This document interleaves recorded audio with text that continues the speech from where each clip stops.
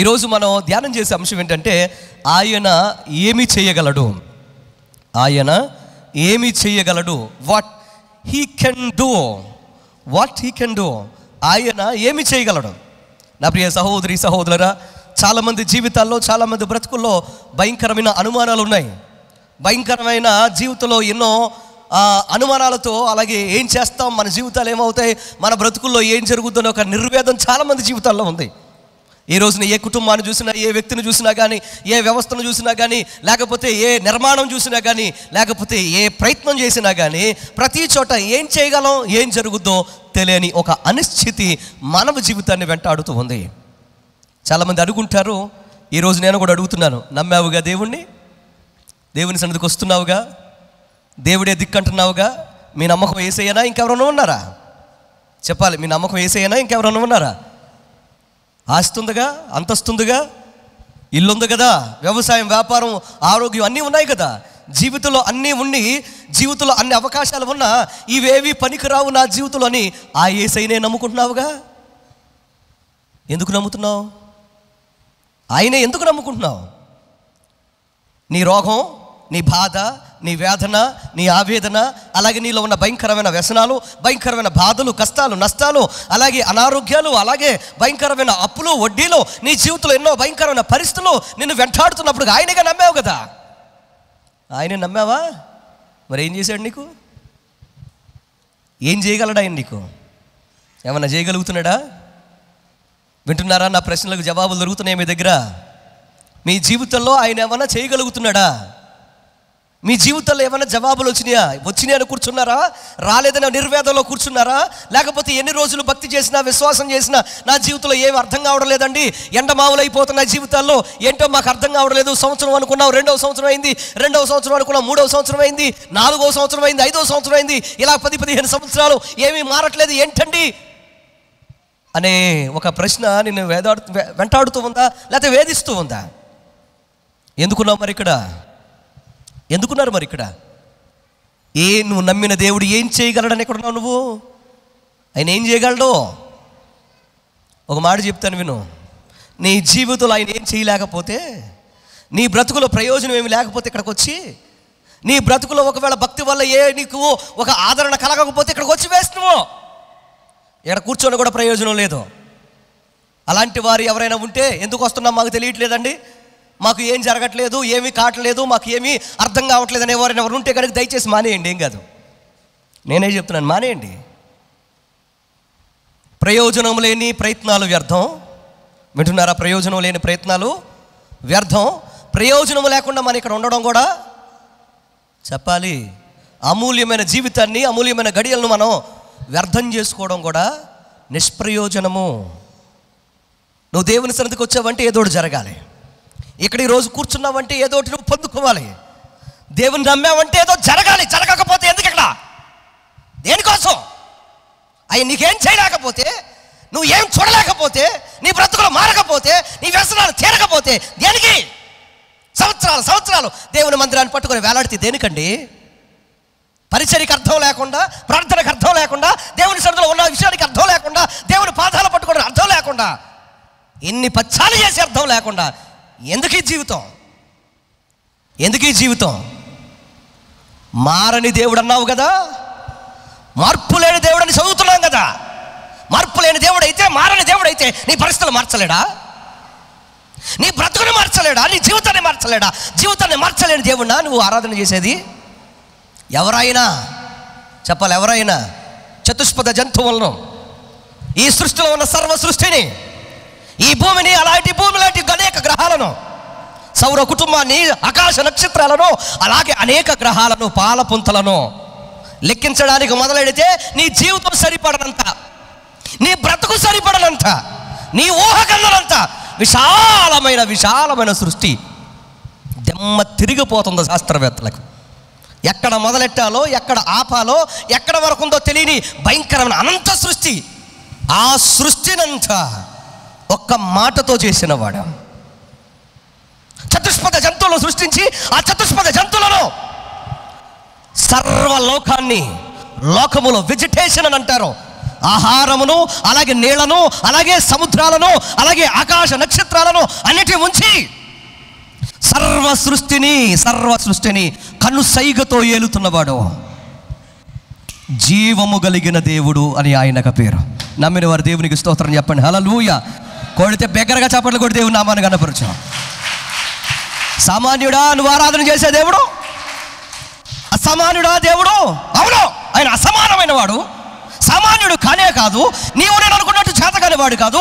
నీ జీవితంలో, నీ బ్రతుకులో నువ్వు ఎక్కడున్నావు అని అంటే జీవము కలిగిన దేవుని మందిరంలోనే ఉన్నావు. జీవము కలిగిన దేవుని యొక్క మందిరంలో నువ్వు ఆయన పాదాలు పట్టుకున్నావు. జీవము కలిగిన దేవుని యొక్క సన్నిధిలో నువ్వు ఆయన సేవ చేసుకుంటూ పాద సేవ చేసుకున్నావు.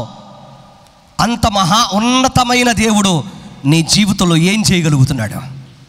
అది ఒక పెద్ద ప్రశ్న. పరిశుద్ధ లేఖనాన్ని మీరు గమనిస్తే దానియేలు గ్రంథంలో దానియేలుని రాజు అడుగుతున్నాడు. ఏమని తెలుసా? దానియేలు నిత్యము నీవు సేవించే దేవుడు, నిత్యము నీవు సేవిస్తున్న నీ దేవుడు నిన్ను కాపాడగలిగాడా? నీకేమన్నా చేయగలిగాడా? నిన్ను తప్పించగలిగాడా? నీ జ్ఞానము నిన్ను తప్పించలేకపోయింది కదా, నీ తెలివితేటలు నిన్ను తప్పించలేకపోయినాయి కదా, నీ అధికారం నిన్ను తప్పించలేకపోయింది కదా. దౌర్భాగ్యం, కర్మ. ఆఖరికి రాజునైనా నేను కూడా నిన్ను ఏం చేయలేకపోయాను చెప్పాలి. నేను కూడా నిన్ను తప్పించలేకపోయాను కదా.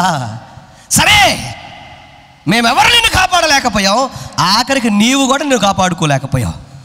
మరి నిత్యము మానక నీవు సేవిస్తున్న దేవుడు నీకేమన్నా చేయగలిగాడా?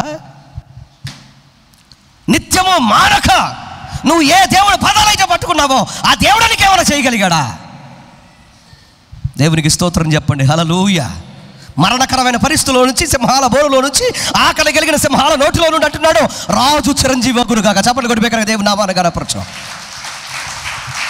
మరణములో నుండి, మరణకరమైన బ్రతుకులో నుండి, మరణకరమైన ఉచ్చులో నుండి, మరణకరమైన సింహాల నోటిలో నుండి అన్నాడు తెలుసా, ఎదుట వాని యొక్క జీవితాన్ని, ఎదుట వాని యొక్క జీవాన్ని, ఎదుట వాని యొక్క అద్భుతమైన ఆయుష్ గురించి అద్భుతమైన దీవెన పలుకుతున్నాడు. రాజు చిరంజీవి అగుగాక. దేవునికి స్తోత్రం చెప్పండి. హల్లెలూయా. ఏమన్నా చేయగలిగాడా దేవుడు నీ జీవితంలో? ఏమన్నా చేయగలుగుతున్నాడా? ప్రియ తమ్ముడు, చెల్లి, ప్రియ సహోదరి, సహోదరుడు, ఎవరి జీవితాన్ని చూసుకున్నా కానీ జీవితంలో ప్రతి ఒక్కరికి ఒక ప్రశ్న ఉంటుంది. ఏం చేయగలుగుతున్నాడు దేవుడు నా బ్రతుకులో? ఏం చేయగలుగుతున్నాడు దేవుడు నా జీవితంలో, నా బ్రతుకులో, నా యొక్క బ్రతుకులో, లేకపోతే నా యొక్క జీవితంలో ఏం చేయగలుగుతున్నాడని నీకు ప్రశ్న ఉంటే ఒక మాట చెప్తాను విను. సర్వసాధారణంగా మానవ జీవితంలో ఎప్పుడు కూడా మన బ్రతుకులో జరగని దాని గురించి, ఏం చేయని దాని గురించి మనం చూస్తూ ఉంటాం, కానీ జరిగే వాటి గురించి, దేవుడు చేసే కార్యాల గురించి మనం పట్టించుకోం. మన మనసు ఎప్పుడు కూడా కొన్ని విషయాల మీదే దృష్టి ఉంటుంది, కొన్ని విషయాల దగ్గరే ఆగిపోతుంది. మిగతా వాటి గురించి ఆలోచించడానికి మన మనసు మనల్ని కుదురుగా ఉండనివ్వదు. జాగ్రత్తగా అర్థం చేసుకోండి. మండుచున్న చెట్టు మీద ఏ పక్షి వాలలేదు. మండుచున్న చెట్టు మీద ఏ పక్షి అయినా వాలగలుగుతుందా? చెప్పాలి. జీవిత సత్యం, లైఫ్ లెసన్. మండుచున్న చెట్టు మీద ఏ పక్షి వాలలేదు, వాలజాలదు కూడా. అలాగే చింత, వేదన, బాధ, కోపంతో రగిలిపోతున్న నీ జీవితంలో, వేదన పడుతున్న నీ జీవితంలో సుఖము, సంతోషము, ఆనందము, నిరీక్షణ అనేది కూడా నీ జీవితంలోకి రానే రాదు. అర్థమైందా నేను చెప్పిన మాట? అర్థమైందా? మండుచున్న చెట్టు మీద ఏ పక్షి వాలలేదు. చింత, వేదన, ఆవేదన, బాధ, కోపంతో రగిలిపోతున్న నీ హృదయములో, నీ జీవితములో, నీ బ్రతుకులో సుఖము, సంతోషము, ఆనందం అనేది కూడా నువ్వు కనుగొనలేవు. నీ జీవితంలో ఒక నిరీక్షణ కూడా నువ్వు చూడలేవు. ఎందుకు అనంటే నీ జీవితంలో కలుగుతున్న ప్రతి ఆశీర్వాదాన్ని, ప్రతి దీవెనను, ప్రతి అద్భుతమైన దేవుని యొక్క కృపను నువ్వు చూడకుండా నీ జీవితంలో నీ చింత కావచ్చు, నీ బాధ కావచ్చు, నీ వేదన కావచ్చు, నువ్వు చూస్తున్న విషయాలు కావచ్చు, నీ యొక్క దృష్టిని మరల్చేటట్టుగా చేసి నీ మనసును వాటి వైపు చూడకుండా నువ్వు పడుతున్న బాధ, గాయం వైపే నీ దృష్టి అంతా కేంద్రీకృతం అయ్యేటట్టు చేసి దేవుని మీద నీకు విశ్వాసం కలగకుండా, దేవుడు చేసే కార్యాలు చూడకుండా నేనేం చేస్తాయి తెలుసా? అవి ఆపేస్తాయి. కనుక ఈ రోజున చాలామంది జీవితాల్లో ఈ విషయంలో తడబాడుతున్నారు. చాలామంది అటు ఇటుగా వారి జీవితాల్లో దేవుని కార్యాలు నమ్మలేని స్థితిలో కూడా ఉంటున్నారు. ఎందుకు ఈ మాట మీకు చెప్తున్నానంటే, ఒక చిన్న రోగమో, ఒక చిన్న బాధో, లేకపోతే ఒక గాయమో, ఒక అవమానమో, లేకపోతే ఇంకొంతమందికి వారి జీవితంలో ఉన్న జరగని వివాహమో, లేకపోతే బిడల జీవితంలో ఒక ఫలింపు, లేకపోతే వ్యవసాయంలోనో, వ్యాపారంలోనో, ఉద్యోగంలోనో ఒక నష్టమో, కష్టమో వారి జీవితాల్లో అక్కడ కలిగిన గాయాన్ని బట్టి ఆగిపోతారు. ఇంకా ఆగిపోయి జీవితంలో ఇంకా మిగతా అన్ని విషయాల్లో దేవుడు చేస్తున్న కార్యాలని మరిచిపోయి, దేవుడు నాకు ఏం చేశాడు, దేవుడు నా బ్రతుకులో ఎక్కడున్నాడు, దేవుడు నా జీవితంలో ఏం చేయగలుగుతున్నాడు, నా జీవితంలో ఆయన ఏం చేయలేకపోతున్నాడు కదా అని అందరూ ఏడుస్తూ ఉంటారు. కానీ ప్రతి దినము, ప్రతి క్షణము నీ జీవితంలో దేవుడు అనేకమైన అద్భుతాలు చేస్తున్నాడని మర్చిపోతూ ఉంటారు. కొంతమందికి నడుము నొప్పో, ఇంకొంతమందికి కాళ్ళు నొప్పో, ఇంకొంతమందికి కడుపు నొప్పో, ఇంకొంతమందికి తల నొప్పో, ఇంకొంతమందికి కొంచెం షుగర్ లెవెల్స్ ఎక్కువ అవడమో, ఇంకొంతమంది కొంచెం బీపీ లెవెల్స్ ఎక్కువ అవ్వడం, ఇంకొంతమందికి ఏదైనా ఒక వ్యాధో, లేకపోతే ఇంకొక చిన్న బాధో, దాన్నే చూస్తూ ప్రతి దినము దేవుడు ఇంకా మిగతా అన్ని అవయవాలను కాచి కాపాడుకుంటూ, ఇంకా అన్ని రకాలుగా నీ కుటుంబాన్ని నిన్ను ముందుకు సాగరిస్తూ, అన్ని అవమానాల్లో నిన్ను ఆయనే తోడుగా ఉంటూ, నీ పిల్లల విషయంలో, నీ యొక్క భర్త విషయంలో, నీ భార్య విషయంలో, నీ ప్రతి ప్రయత్నం విషయంలో, వ్యవసాయ, వ్యాపార, ఉద్యోగాల విషయంలో ఎక్కడా కూడా నిన్ను జంకనివ్వకుండా, పడనివ్వకుండా ఎంతగా నిన్ను ముందుకు నడిపించినా అవేవి కూడా నువ్వు చూడకుండా, ఏంటి నాయనా ఇది, ఏంటి ప్రభువా ఇది, ఎంత రోగాన్ని, లేకపోతే ఎంత సమస్యను, లేకపోతే చిన్న బాధను మొత్తం నీ కొత్త జీవితానికో లేకపోతే నీ కుటుంబానికో ఆపాదించుకుంటూ నువ్వేం చేస్తావు తెలుసా, నా దేవుడు నాకు ఏమీ చేయట్లేదనే బాధలో నువ్వు బ్రతుకుతూ ఉంటావు.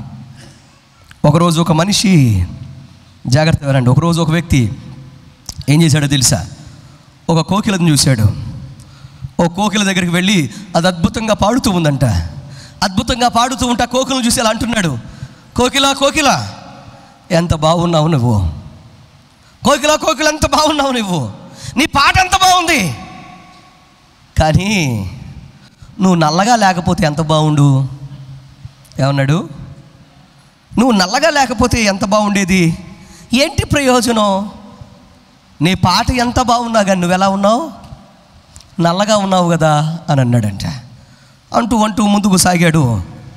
సముద్రం ముందు నిలబడి అంటున్నాడు సముద్రాన్ని చూస్తూ, సముద్రమా సముద్రమా ఎంత గొప్పగా ఉన్నావు నువ్వు, ఎంత విస్తారంగా ఉన్నావు, కానీ ఏంటి ప్రయోజనం, నువ్వు అంత ఉప్పగా ఉన్నావు కదా, నువ్వు ఉప్పగా లేకపోతే ఎంత బాగుండు అని అన్నాడు. కొంచెం ముందుకు నడిచి చక్కని గులాబీ తోటను చూశాడు. ఒక చక్కని గులాబీ తోటను చూసి, ఒక రోజ్ ఫ్లవర్ గార్డెన్ చూసి, ఆ రోజ్ గార్డెన్ చూసిన తర్వాత అందులో నుంచి ఒక గులాబీ పువ్వును చూసి అలా అంటున్నాడు, ఏమని తెలుసు, అందమైన గులాబీని చూసి, గులాబీ పువ్వా రోజ్ ఎంత బాగున్నావు నువ్వు ఎంత అందంగా ఉన్నావు, కానీ నీకు ముళ్ళు లేకపోతే ఎంత బాగుండు అని అన్నాడంట. వెంటనే మూకముడిగా ఈ మూడు కలిసిలా అంటున్నాయి, మూకముడిగా ఈ మూడు కలిసిలా అంటున్నాయి, ఓ మనిషి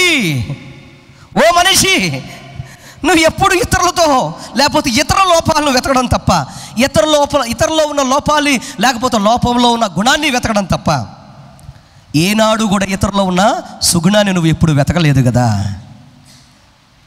నువ్వు ఇతరుల లోపాలను వెతుకుతూ నువ్వు ఉన్నావే, నువ్వు ఇతరుల లోపాలను వెతికే గుణము లేకుండా, ఇతరుల్లో ఉన్న లోపాలని వెతికే గుణము నీలో లేకుండా, ఇతరుల్లో ఉండే అద్భుతమైన మంచి విషయాలను గమనించగలిగిన, మంచి విషయాల్ని కనుగొనగలిగిన, సుగుణాన్ని కనుగొనగలిగిన గుణము నీలో ఉంటే ఎంత బాగుండు అన్నాయంట.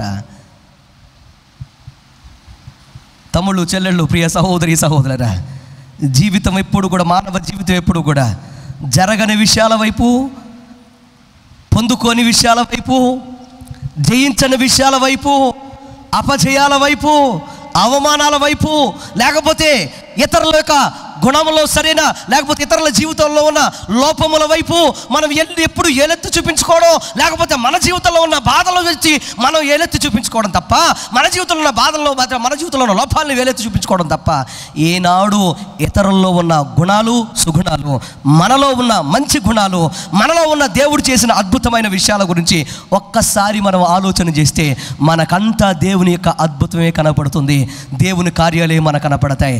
వాటి ముందు నీలో నీలో ఉన్న బాధ, వాటి ముందు నీలో ఉన్న చింత, వాటి ముందు ఇతరుల్లో ఉన్న భయంకరమైన చిన్న చిన్న లోపాలు ఏవైతే ఉన్నాయో అవన్నీ కూడా అవి మబ్బు వలె నీ ముందు అవి తుడిచివేయబడ్డం నువ్వు చూస్తావు. అందరూ దేవుని కృపను పొందుకోవడం, అలాగే నీవు కూడా దేవుని ఆశీర్వాదం పొందుకోవడం, ఒక బలమైన ఉజ్జీవాన్ని పొందుకోవడం నువ్వు చూస్తావు. చాపడ కొడి బిగ్గరగా దేవుని నామాన్ని కనపరచుగా. నా ప్రియ సహోదరి సహోదరులు, అందుకోసమే ఈరోజు దేవుని కార్యాలను నువ్వు చూడాలి, దేవుని అద్భుతమైన కార్యాలను నువ్వు అనుభవించాలి, దేవుని యొక్క అద్భుతమైన దీవెనలను అనుదినము అనుభవిస్తూ ముందుకు నడవాలి అనంటే ఆయన ఏం చేయగలడో అనే విషయాన్ని నువ్వు తప్పకుండా తెలుసుకోవాలి. ఆయన ఏం చేయగలడు అనే విషయాన్ని చెప్పాలి, మనం తప్పకుండా తెలుసుకోవాలి, గ్రహించాలి. కీర్తనల గ్రంథం 30వ కీర్తన చదవవసరం లేదు, తీసి అలా పెట్టండి. అందులో నుంచి మనం కొన్ని విషయాలు మీకు చూపిస్తాను. కీర్తనల గ్రంథం 30వ కీర్తన మనం గమనిస్తే భక్తుడు అద్భుతమైన ప్రార్థన చేస్తున్నాడు. దావీదు భక్తుడు అద్భుతమైన ప్రార్థన చేస్తున్నాడు. ఎలాంటి ప్రార్థన అనంటే తన జీవితంలో భయంకరమైన స్థితిలోకి నెట్టబడినప్పుడు, భయంకరమైన బాధలో ఉన్నప్పుడు, అలాగే భయంకరమైన కష్టంలో ఉన్నప్పుడు, భయంకరమైన నష్టంలో ఉన్నప్పుడు తన చేసిన పనికి తగిన ప్రతిఫలం అనుభవిస్తూ తన జీవితంలో తడబడిన జీవితానికి తగిన ప్రతిఫలం అనుభవిస్తూ ఈ ప్రార్థన చేస్తున్నాడు. ఆ ప్రార్థన చేస్తూ అంటున్నాడు, ఏమని తెలుసా? దేవుడు ఏమై ఉన్నాడో, దేవుడు ఏమి చేయగలడో, దేవుడు అద్భుతమైన శక్తి ఎలాంటిదో, ఒక మనిషిని దేవుడు ఎలా నిలబెట్టగలడో, ఒక మనిషి జీవితాన్ని ఎలా మార్చగలడో, పడిపోయిన జీవితాన్ని ఎలా కట్టగలడో, కోల్పోయిన జీవితాన్ని ఎలా నిలబెట్టగలడో, కోల్పోయిన వారిని ఎలా ఆశీర్వదించగలడో, ఎలా బాగు చేయగలడో, నలిగిపోయిన వారిని జీవితాన్ని ఎలా నిలబెట్టగలడో అనే విషయాల గురించి మొత్తం 30వ కీర్తనలో అద్భుతంగా మాట్లాడుతున్నాడు. దేవునికి స్తోత్రం చెప్పండి, హల్లెలూయా. దేవుని యొక్క ఘనమైన కార్యం మనం ఇక్కడ చూస్తాం. మొట్టమొదటిగా దేవుడు నీకేం చేయగలడు చూద్దాం. చూడండి ఏం చేయగలడు అని అంటే కీర్తనల గ్రంథం 30వ కీర్తన 2వ వచనం చూడండి. కీర్తనల గ్రంథం 30వ కీర్తన 2వ వచనం, యెహోవా నా దేవా, చదవాలి, నేను నీకు మొర్రపెట్టగా నీవు నన్ను స్వస్థపరచితివి. చెప్పండి, నీవు నన్ను స్వస్థపరిచితివి. భక్తుని యొక్క అనుభవాలను చూడండి. దేవుడు ఏం చేయగలడు అని అంటే, నీవు నమ్మిన దేవుడు ఏం చేయగలడంటే అనారోగ్యము నుండి ఆరోగ్యము నీకు ఇవ్వగలడు. దేవునికి స్తోత్రం చెప్పండి, హల్లెలూయా. అనారోగ్యము నుండి ఆరోగ్యం ఇవ్వగలడు అంటే from sickness to health or healing. నీ జీవితంలో, నీ బ్రతుకులో నీ అనారోగ్యము నుండి, నీ అనారోగ్య పరిస్థితుల నుండి ఆయన నీకేమివ్వగలుగుతాడు చెప్పండి? ఏమివ్వగలుగుతాడు? స్వస్థతను, ఆరోగ్యాన్ని ఇవ్వగలుగుతాడు. వాక్యాన్ని మీరు జాగ్రత్తగా గమనిస్తే ఎందుకు ఈ మాట అంటున్నాడు దావీదు అని అంటే, దావీదు ఎవరో చూద్దాము. చూడండి, గొప్ప రాజు దావీదు ఎవరయ్యా అంటే తన యొక్క తరములకు ఆదర్శప్రాయుడుగా ఉన్న పితరుడు కదా, అవునా కదా? ప్రతి ఒక్కరు కూడా వారి యొక్క జీవితంలో సాక్ష్యాన్ని అలా పోల్చి చెప్పాడు పరిశుద్ధాత్ముడు. తన పితరుడైన దావీదును దేవుని హత్తుకున్నట్లుగా వీరు కూడా ఏం చేశారు? ఫలానా రాజు దేవుని హత్తుకున్నాడు అని చెప్పారా లేదా? చెప్పరేంటండి? ఎవరి సాక్ష్యం అది? పరిశుద్ధాత్మ దేవుడు, సాక్షాత్తు దేవుడే, జీవము కలిగిన దేవుడే సాక్ష్యం చెప్పాడు. అంతటి గొప్ప అనుభవం కలిగిన వాడు, ఆత్మీయ లోతుల్లో ఉన్నవాడు. అర్థమైందా? గొప్ప రాజు, గొప్ప ఆదర్శప్రాయమైన పితరుడు. అలాగే దావీదు ఎవరయ్యా అని అంటే, దావీదు ఒక ప్రవక్త, దావీదు ఒక దైవజనుడుగా కూడా అనేక పాత్రలు పోషించిన వాడు. దేవునికి స్తోత్రం చెప్పండి, హల్లెలూయా. ఎందుకు ఈ మాట అన్నాడు? నేను నీకు మొర్రపెట్టగా నువ్వు నాకు స్వస్థపరిచావు, నాకు ఆరోగ్యం ఇచ్చావు ఎందుకన్నాడు అని అంటే, దావీదుకి భయంకరమైన రోగం వచ్చింది. ఏమైందండి? చెప్పాలి త్వరగా. దావీదుకి భయంకరమైన శారీరక రుగ్మత వచ్చింది, అనారోగ్యం పాలైపోయాడు. ఆ అనారోగ్యం దావీదుని ఏం చేసింది తెలుసా? మరణపు అంచుల్లోనికి, గోతుల్లోనికి తీసుకువెళ్ళిపోయింది. చచ్చిపోయేవాడే ఎవరో చెప్పండి? ఎవరో? దావీదు. అదేంటండి, ఎంత గొప్పవాడు అన్నారు కదా, అలాంటి వారు కూడా అనారోగ్యాలు వస్తాయా? సర్వసాధారణంగా మిమ్మల్ని కూడా చాలామంది అంటూ ఉంటారు కదా, దేవుని సన్నిధికి వెళ్తున్నారేమో, యేసుబాబుని నమ్ముకున్నారేమో, యేసు ప్రభుని నమ్ముకున్నారేమో, కష్టాలేంటి, రోగాలేంటి, పోవట్లేదా? యేసు ప్రభు దగ్గరికి వెళ్తే రోగాలు వస్తాయా? యేసు ప్రభు దగ్గరికి వెళ్తే నొప్పులు వస్తాయా? యేసు ప్రభు దగ్గరికి వెళ్తే లేకపోతే వ్యాధులు ఉంటాయా? యేసు ప్రభు దగ్గరికి వెళ్తే నష్టాలు వస్తాయా అని ఎవరు అడగట్లేదా మిమ్మల్ని? అడుగుతారు.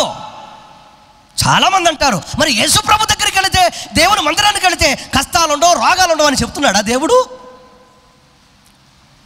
గొప్ప భక్తునికే రోగం వచ్చింది, గొప్ప భక్తుడే చావు బతుకుల్లో ఉన్నాడు.